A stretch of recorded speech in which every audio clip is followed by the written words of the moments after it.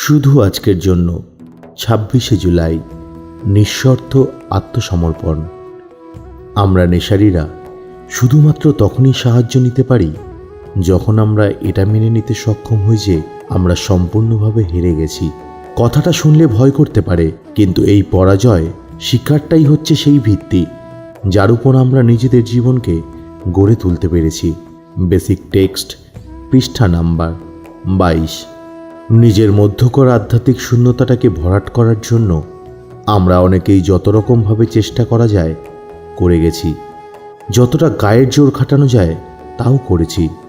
কোনো কিছুই এই শূন্যতাকে ভরাট করতে পারেনি।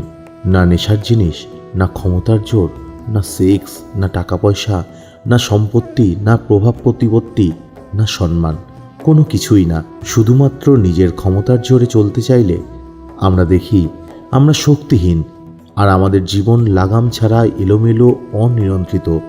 আমরা অস্বীকার করলেও এই সত্যটা বদলে যাবে না। তাই আমরা আত্মসমর্পণ করি।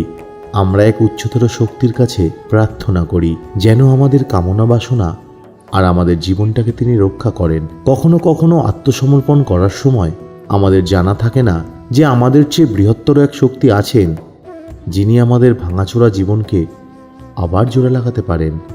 আমরা ঠিক নিশ্চিত হতে পারি না যে আমাদের উপলব্ধ ঈশ্বর আমাদের অনিয়ন্ত্রিত জীবনের খেয়াল রাখবেন কিনা, কিন্তু আমরা নিশ্চিত হলাম কি হলাম না তাতে ওই গুরুত্বপূর্ণ সত্যিটা কোনোভাবে প্রভাবিত হয় না যে আমরা শক্তিহীন, আমাদের জীবন অনিয়ন্ত্রিত।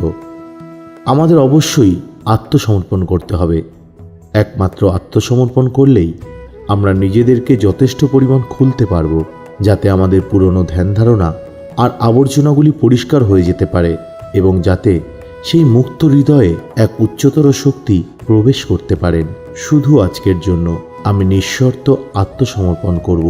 আমি এটাকে আমার ইচ্ছে মতো সহজ কিংবা জটিল করে তুলতে পারি, কিন্তু যেরকমভাবেই করি না কেন আমি আত্মসমর্পণ করবই।